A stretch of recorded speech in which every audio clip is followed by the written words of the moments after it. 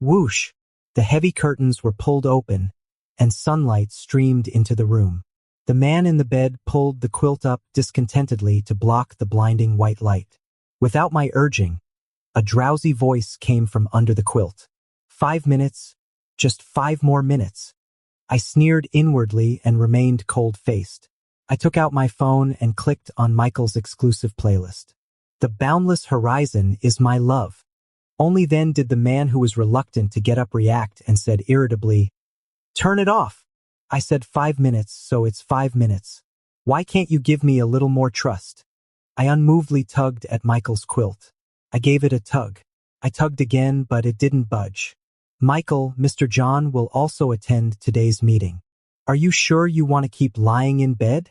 Michael's voice was significantly more awake, but still carried a desperate attempt.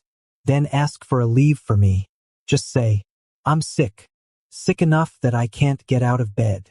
Such a clumsy excuse would probably only be believed by kindergarten kids. I said nothing and stood in front of the window with my arms crossed. I silently refused. "I'll get up." Michael suddenly sat up and irritably ruffled his messy hair even more. After achieving my goal, I turned around and went into the kitchen. Michael, my boss, is the male lead in this BL novel. After dying from staying up late and overworking, I transmigrated into this book and became the cold-faced male assistant of the president male lead. But this male lead is not only frigid but also extremely fond of staying in bed. He's good for nothing except being handsome. Every day, I either handle work for the boss or take care of his daily life. I'm so done. It's even more tiring than before I transmigrated into the book. A life of being on call 24 hours a day is more tiring than being a nanny. Every time I want to quit my job, I'll take a look at the balance in my bank card. After transmigrating into the book, I'm back to square one. I have to start working again. This is a sweet and fluffy romance novel with no sad parts throughout. According to the original plot of the book, 1 month later, Michael will meet the protagonist, the one being pursued. After the two of them take a fancy to each other, they'll get intimate passionately. After having a long-term physical relationship, they'll develop feelings for each other. As a background character, my only function is to send condoms to the boss in the middle of the night. As I recalled the plot in the book, my movement slowed down. The coffee is about to overflow. Michael suddenly spoke, which pulled my mind back. Michael wiped his hair and sat down at the dining table with his bathrobe wide open. After just one glance, I quickly averted my eyes. Whether before or after transmigrating into the book, I'm a complete bottom. If I keep staring, I might be sent to court by Michael on the charge of sexual harassment. I looked at my watch. There was still plenty of time. I said to Michael, "I'll wait for you in the living room." Michael waved his hand nonchalantly like a lord, sat down at the dining table and started having breakfast. Half an hour has passed, just as I expected. As long as I don't urge him, Michael can keep procrastinating.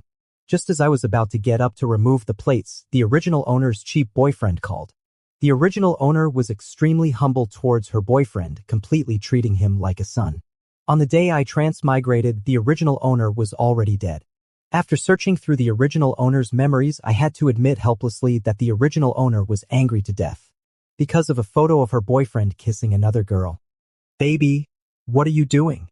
A lazy voice came from the other end of the phone. I could almost imagine the owner of the voice lying on the bed. He glanced in the direction of the dining room without deliberately avoiding it. "What do you want? Are you still angry with me?" Luca muttered. Then he said, "I took on a job temporarily. Where did you put the suit I'm going to wear?" Hearing this, I felt a nameless anger rise, but I still deliberately lowered my voice and said, "Luca, I'm not your mother. We've already broken up. The last deadline for you to move out is in 3 days. Don't bother me anymore." The original owner was finally free. As soon as I came, I inherited her salary card that had been emptied by Luca and her scumbag boyfriend. "Girlfriend." Michael's voice came from behind. When I looked up, he appeared in the living room. I raised my eyebrows in surprise. Michael only procrastinated for 10 minutes this time. I was on the verge of tears. If he could always be like this, I wouldn't have to be late with him every day. It even affected my full attendance bonus. At this moment, I couldn't wait to paste a bunch of little red flowers on his face. After noticing my strange expression, Michael took a step back. After a long while, he looked at me in confusion. So it's a boyfriend? I sighed but didn't deny it. After all, revealing my sexual orientation to the future tough guy number one always seemed a bit deliberate. I took a breath and said, "Do all bosses care about their employees' love lives as much as you do?" Michael changed his expression and leaned towards me. "Really a boyfriend?" I unconsciously reached out my hand to maintain a safe social distance. Facing Michael's persistent questioning, I admitted, "Yes, a boyfriend." I couldn't help but complain in my heart. Isn't the male lead supposed to be frigid? The only thing that could arouse his interest was his future soft and sweet wife. When did he become so gossipy? Along the way, Michael always had an expression as if he wanted to say something but held back. I finally couldn't bear it and turned around to look at him, but I still had to maintain the politeness that an office worker should have. "Is there something you want to say, President Chin?" Michael leaned back on the chair and said no. I felt a breath stuck in my chest. I angrily turned my head and gritted my teeth, saying fine. Well, all the grievances I had endured since transmigrating into the book were now piled up in my chest. "Can you just get to the point?" After noticing my dissatisfaction, Michael shrugged his shoulders and pretended to look out of the car window casually. "I just want to remind you to choose the right person, otherwise it will still be the Chin group that loses face in the end." I forced a fake smile and said, "Okay, President Chin, I understand." Even so, after getting out of the car, I still remembered to obsequiously open the car door for Michael. I even thoughtfully placed my hand on the car frame and said, "Mr. Chin, watch your head." After realizing what I had done, I wished I could shake myself awake for being so obsequious just now. "Leo, how long are you going to be so spineless? I can't stand this kind of life for even one more day." The next second, "Where's Leo?" "I'm here, Mr. John. Before my brain could react, my legs and mouth had already flattered him. "There's a business dinner tonight. I'm not convenient to attend. You and Michael go there on my behalf." "Okay, Mr. John. After saying that, Mr. John looked at his half-asleep son beside him. "When will you ever get enough sleep? I've heard that you've never punched in on time this month. My requirements for you are already very low." I stood aside, listening to Mr. John scolding. I didn't even dare to breathe loudly. After noticing Michael's pleading look, I took a deep breath. "Mr. John, Michael has handled his work very well." Before I could continue, Mr. John waved his hand to interrupt me. "Come on, don't try to cover for him. Don't think I'm senile. How many of those tasks did he do by himself?" During lunchtime, Michael returned to the office looking utterly dejected. I followed behind him, also looking utterly dejected. Just now in the meeting room, I was caught between the father-son duo in a dilemma. It's another day when I want to quit my job. At the business dinner that night, after several rounds of drinks, Gao Xing, the class monitor from high school, was obviously drunk. He put his arm around my shoulder and slurred, "Leo, do you want to consider jumping ship and coming to my company? I guarantee I won't exploit you like your unscrupulous boss." At this moment, the unscrupulous boss Gao Xing mentioned was sitting beside me, staring at us intently. Before I could decline, Gao Xing burped and wanted to continue talking. Unfortunately, Michael had already reached out, pulled him off me, and threw him aside. Alas! Who threw me? How impolite. I was extremely frightened when I heard that. Sure enough, Michael leaned close to my ear and said in a ghostly voice, "I'm exploiting you." Embarrassed, I looked everywhere except at Michael's face. No, how could that be? But in my heart, I was thinking, isn't this nonsense? If I weren't short of money, I wouldn't have rushed to be such a fool. "Then I'll give you a raise." As soon as I heard about the raise, my head stopped hurting and my legs stopped aching. I looked at him in surprise. "Really?" Michael gave a soft laugh. "So short of money? Little pauper. As long as I could get a raise, being mocked a few times didn't bother me. You've been at Chin Group for 5 years. According to your salary, you shouldn't be short of money." Thinking of this, I felt a pang of pain again. If it weren't for the original owner being love-struck and handing over her salary card to Luca, I wouldn't have had no savings at all. Who would not mind having more money? It's you after all. Michael was convinced by this reasoning and nodded in agreement. After the reception was over, I finally sent Gao Xing away. "Do you want to go for a midnight snack?" Michael asked.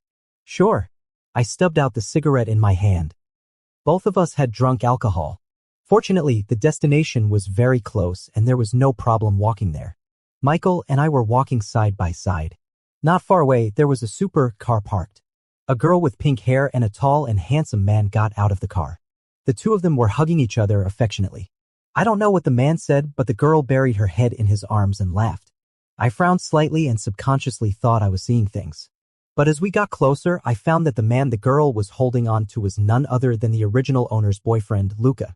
I subconsciously looked at Michael beside me, not knowing whether I should take him and hide. Although there was no affection between me and Luca in the eyes of others, I was deeply in love with him. A man catches his boyfriend cheating on the street. I can't accept this kind of embarrassing plot that makes one want to die at all. It's so embarrassing. I grabbed Michael's sleeve and wanted to drag him away from this place of trouble quickly. Then I saw Luca in front suddenly stopped in his tracks with a stiff expression. Obviously, he still noticed me. The pink-haired girl stopped too and looked at Luca in confusion. And Michael also sensed the change in the atmosphere and looked at me beside him in bewilderment. You go up first. Luca forced a smile. He glanced at me uneasily and said to the girl, I've met a friend. Let me have a few words with him. Okay, then come up quickly. After the girl walked away, Luca took a deep breath, walked towards me and said, Don't think too much. We're just ordinary friends. My expression remained unchanged. Inside, I already wished I could buy a spaceship ticket to Mars and flee the Earth. It was Michael beside me who raised his eyebrows in surprise, looking rather gloating. Michael's excitement puzzled me. I rolled my eyes and said to Luca word by word, We've already broken up. I don't care about your business. Luca was greatly shocked. I thought you were waiting for you to coax me, right? I couldn't bear it anymore and shouted at Luca, Can you be more mature and have a good break up? Stop bothering me.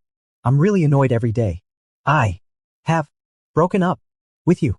After shouting, the depression in my heart dissipated a lot. After saying that, I pulled Michael and was about to leave. Seeing this, Luca quickly stepped forward 2 steps, grabbed my wrist and said, Honey. Hearing this address, Michael's expression was quite interesting.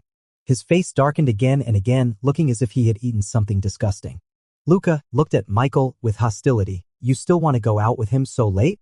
It's none of your business. I withdrew my hand expressionlessly. It was for work, gritted Luca. Aren't you also accompanying your boss in the middle of the night? I was almost laughed out of anger by this man. At least I didn't accompany someone to bed like you. You're shameless. What nonsense are you talking about? I was determined to make Luca feel bad and simply spilled the beans. Don't think I don't know about all your dirty deeds. After being exposed, Luca felt extremely guilty. What do you want to say? Let me tell you, not only do I want to break up with you, but I also want to get back all the money I spent on you before. You've been living off me for so long. Why should I still be so humble? Let's go. After saying that, I pulled Michael away.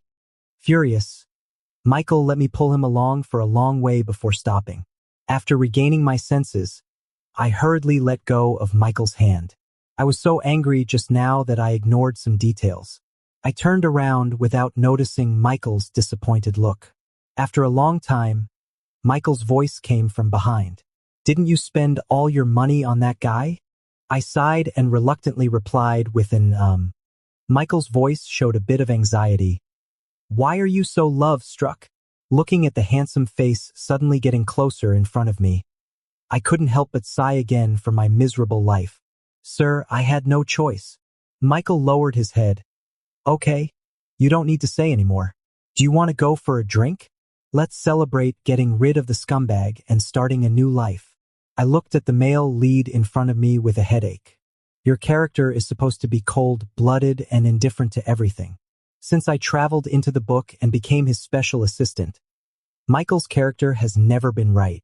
He looks completely like a playboy. Around 11 or 12 at night is when the bar business is at its best. The booths were full of people, and Michael and I could only find seats at the bar. What would you like to drink? Michael asked actively. Anything is fine, I replied indifferently. Finally, Michael ordered 2 cocktails. I'll accompany you as much as you want to drink. Let's get drunk tonight. After a round of drinks, I stared at Michael with a dizzy head. Even when drinking, I couldn't forget about work. No, I have to meet Mr. Jack tomorrow. Michael waved his hand. Can't I give you a day off? Only then did I pick up the newly opened bottle of wine satisfactorily. Cheers. I put down the wine bottle and took out a pack of cigarettes from my body. Michael casually took one out, lit it, and returned the lighter to me. Do you know that you... Halfway through the sentence, Michael stopped. He often stops speaking when talking to me. I'm already used to his rhythm. It's nothing. Michael leaned back on the back of the high stool, turned his face sideways, and exhaled a puff of smoke. The lights at the bar are a little brighter than those in the booth area. Shining on his face, it's like a soft light filter, making him look hazily melancholy. Without his usual unruly look, it made my face flush. At this time, the bartender pushed over 2 cocktails. I picked up the glass and drank it all in one gulp as if to cover up, then pushed the glass back to the bartender and said, "One more. Take it easy." Michael took a sip. Looking at me meaningfully, he said, "Are you that sad?" I didn't answer and lowered my eyes to look at the countertop. I didn't say a word and once again let myself sink into memories. After graduating from college and becoming a corporate slave, I worked hard and saved enough money. Unfortunately, after transmigrating into a book, I had to start all over again. Every day, I not only had to deal with the original owner's annoying ex-boyfriend, but also help the boss handle all kinds of work. Just thinking about how long I didn't know I would have to live like this, a sense of suffocation surrounded me. "Please give me a pen and paper." "Thank you." Michael stared at me with great interest. I picked up the pen and quickly wrote the words resignation letter on the paper. I slapped it down in front of Michael with a pop.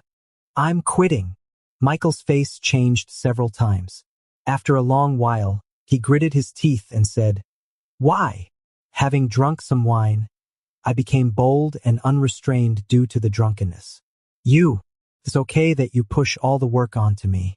I also have to be on standby 24 hours a day and be at your beck and call. I don't want this lousy salary anymore." Michael suddenly stood up and grabbed my wrist. "I don't agree. I can reduce your workload and give you a raise, but you can't quit. You're not allowed to quit without my permission." In the excitement of the moment, Michael even pulled me into his arms. After realizing that I was tightly held in his arms, I asked in confusion.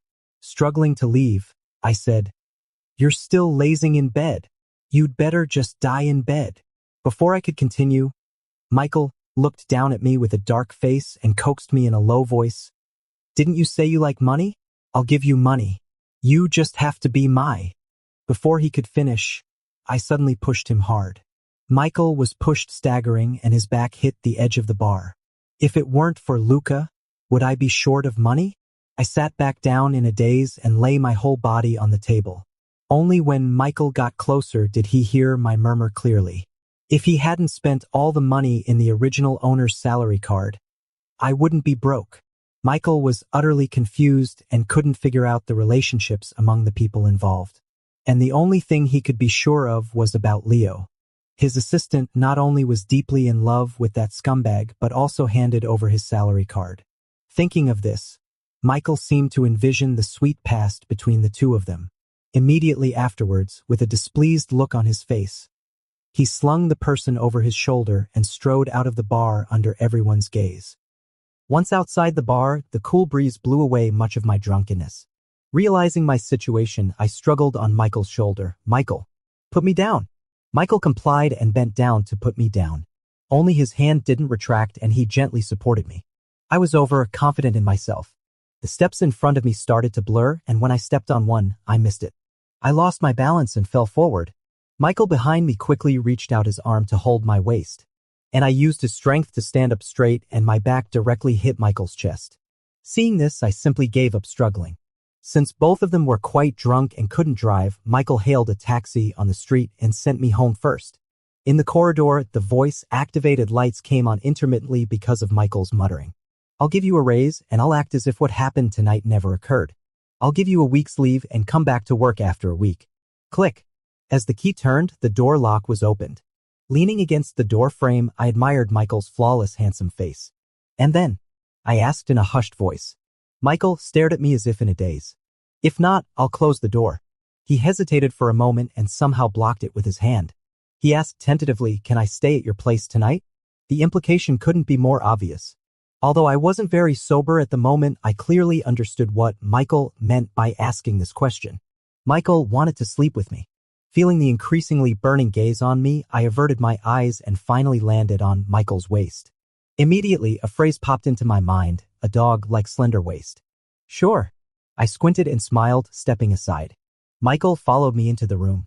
As soon as the door closed, Michael couldn't wait to put his arms around my neck. When I was pressed against the wall and kissed passionately, I trembled with excitement. So this is how it feels to kiss. Is it really this amazing? Michael's kiss was extremely aggressive, as if he wanted to devour me. The air in my lungs was getting scarcer.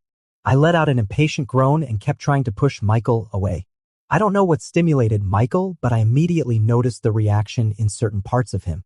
As our clothes gradually came off, I was inevitably pushed down onto the bed by him. He kept asking for more. It was a sleepless night. When I woke up the next morning, the hangover plus the whole night activity gave me a splitting headache. I covered my head and took a long time to recover. During this period, the fragmented memories gradually came back to me. I stiffly turned my head and saw an arm tightly wrapped around my waist. Then I looked to the side of the bed and saw Michael sleeping soundly beside me. The last thing I remembered was Michael pressing on top of me. As for how it ended, I had no idea. The dull pain all over my body constantly reminded me of what had happened last night. My big movements woke up Michael behind me. Michael forcefully stuffed me back into the quilt and the two of us were pressed tightly together again. I stiffly let him hold me. He buried his head in my neck and murmured, "Don't make a noise. Sleep for another 5 minutes. Sleep your head off." I got angry for no reason whenever I heard this sentence now. I took a deep breath and pushed the person on top of me away. At the same time, I felt a soreness all over my body. I grumbled and walked into the bathroom. In the mirror, there was no part of the man's body that was intact. His chest was densely covered with hickeys. Biting back the pain as if my body was being torn apart, I walked to the bed and forcefully threw the quilt to the side. Michael propped himself up with a blank look on his face. After seeing it was me, the gloom in his eyes faded away. "What's wrong? Is 5 minutes up so soon? Then I'll sleep for another 5 minutes. I took a deep breath. Maybe it was the resignation letter I wrote last night in a fit of desperation that gave me the courage. You only know how to sleep. Apart from sleeping, there's nothing else to do in your life, right? Michael stretched out his arms, hugged me in his arms, and turned me over on the bed. I nervously grabbed the other person's arm.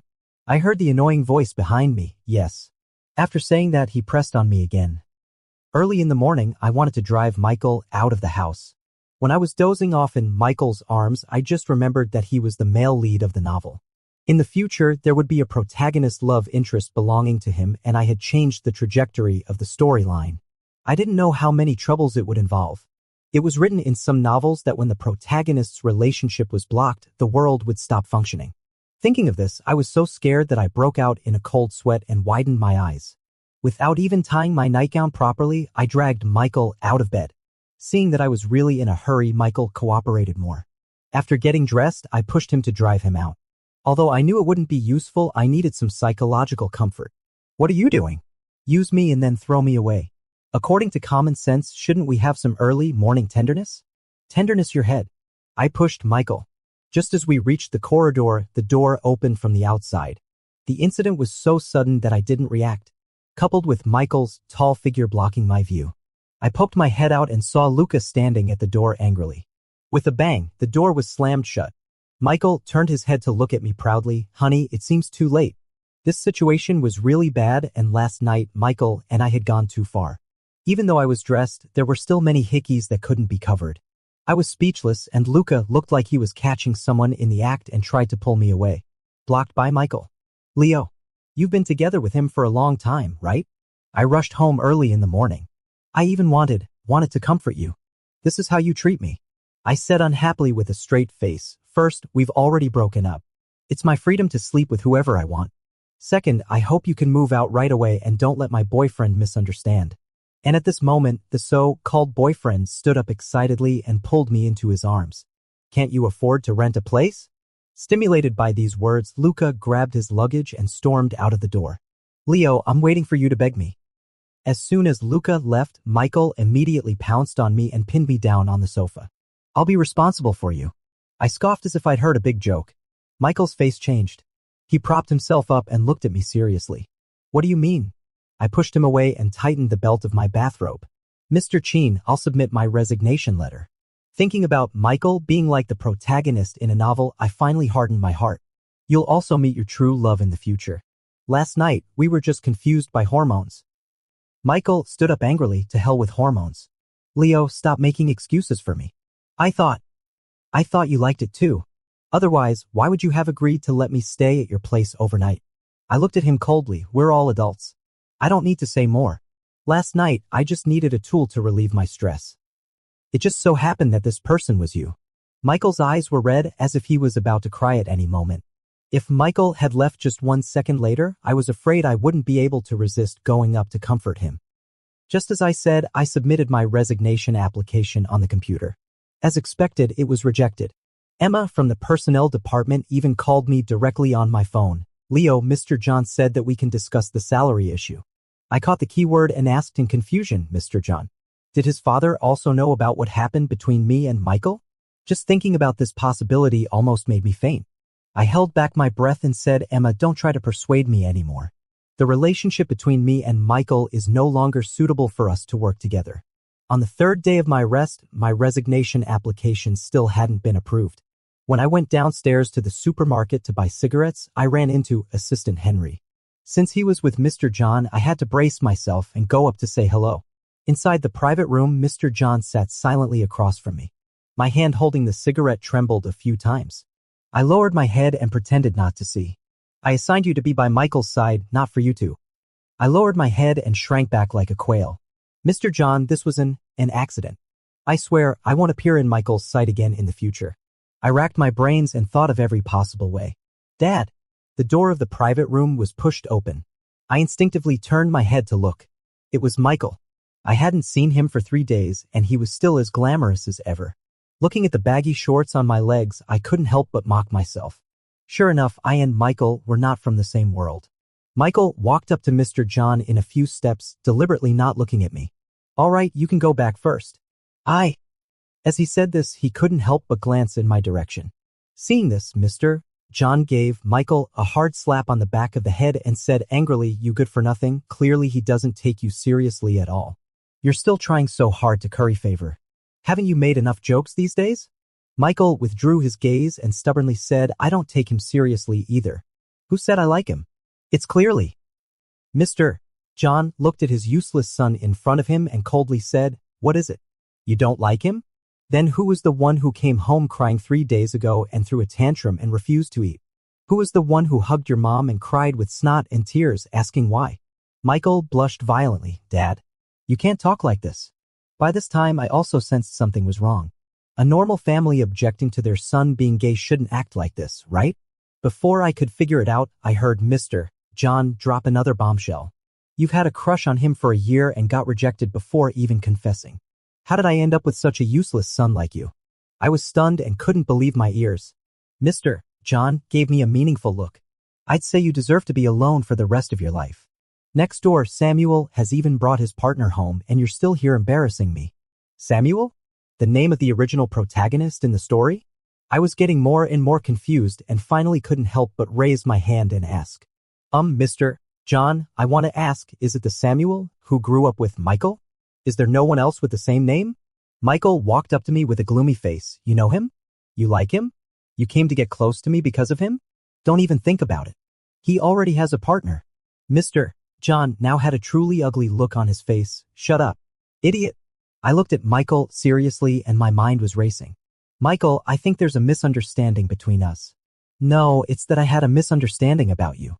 Glancing at Mr. John behind me and considering his presence, I hesitated for a long time before saying, let's go outside and talk, okay? Michael didn't say a word and just let me pull him out of the private room. Mr. John, thank you for your good intentions. Young man, don't think of me as an old-fashioned person. After watching his rebellious son stupidly follow Leo out, John pinched the bridge of his nose and let out a long sigh. Assistant Henry entered the private room and couldn't stop giving his boss a thumbs up. Mr. John, you're amazing. You even earned a status for your own son in person. Get out of here. John leaned back in his chair and sighed when he thought of his incredibly stupid son. Assistant Henry had been by John's side for decades, so he could speak his mind without any scruples. Thanks to your presence. I just didn't expect those bodyguards to be so useless.